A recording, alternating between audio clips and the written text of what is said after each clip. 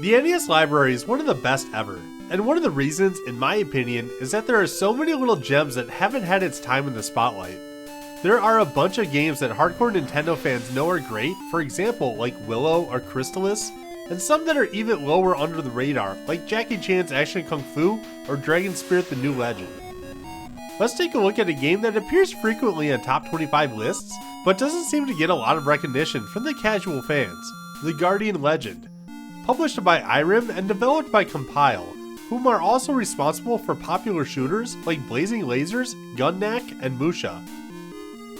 So what is The Guardian Legend? It's kinda hard to tell based on the cover. Personally, it's one of the reasons I avoided this game growing up. It just doesn't look that appealing. I don't really get what it is. It kinda looks like an 80s fantasy book cover. Otherwise, it's kinda hard to explain it. It's one of those few true multi-genre titles on the system. It's one part shooter, much like Gunnak, one part Zelda-esque action RPG, and it also sort of feels like the top-down portions of Blaster Master. Does that seem a little busy? Yeah, I mean, probably on the surface. The game starts out in a hectic top-down shooter level. It's fast, your weapon sucks, and it's sorta difficult.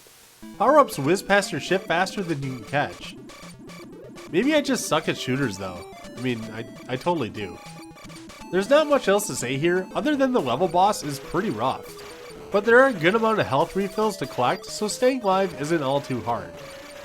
Here's where the game got a little confusing for me though, and why I've probably started and stopped this game several times before recently.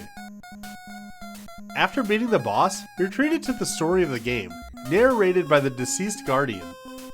This planet has been taken over by aliens. The only way to defeat them is to self-destruct the planet by deactivating safety devices hidden throughout it. And really off you go, without really any guidance on what to do. You can take these warps to shops to buy weapons, but you don't really have the chips or currency to do it. Otherwise you can save your game or warp to the main area and explore it.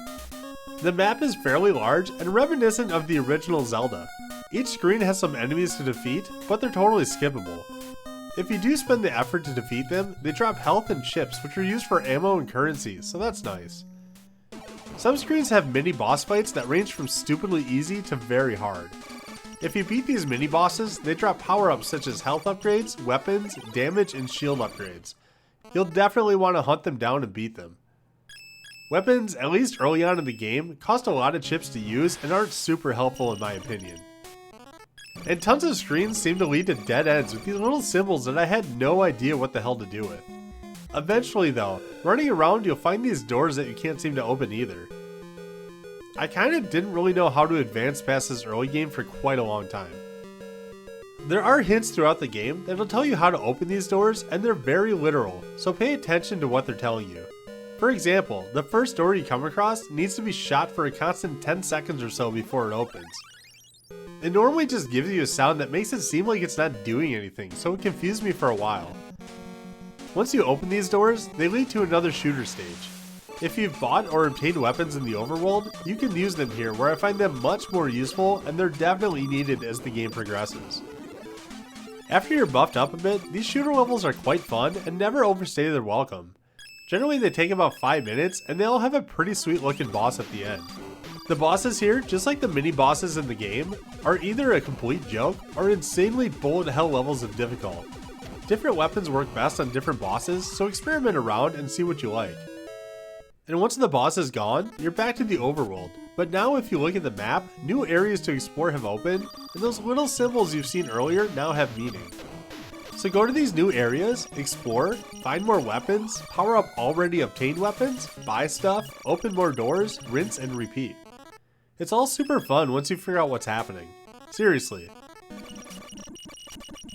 You can do this stuff out of order and play the game pretty much however you'd like at this point. As long as you pay attention to how to open the doors, there's nothing overly confusing throughout the rest of the game.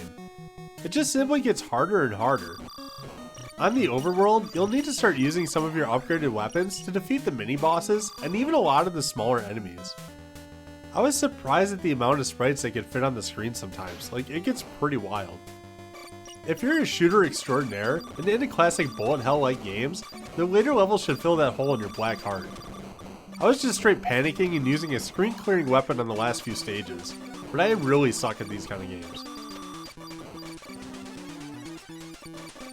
The final boss is like a thing of nightmares. If you don't figure out a plan quickly, you're totally donezo.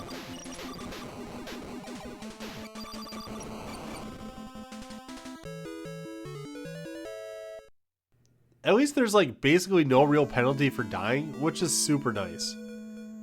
So alright, what are my final impressions of the Guardian Legend? Well, it's effing great.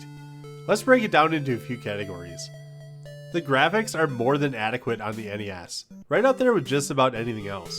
The overworld won't knock your socks off, but the shooter levels look pretty damn nice and the bosses are awesome.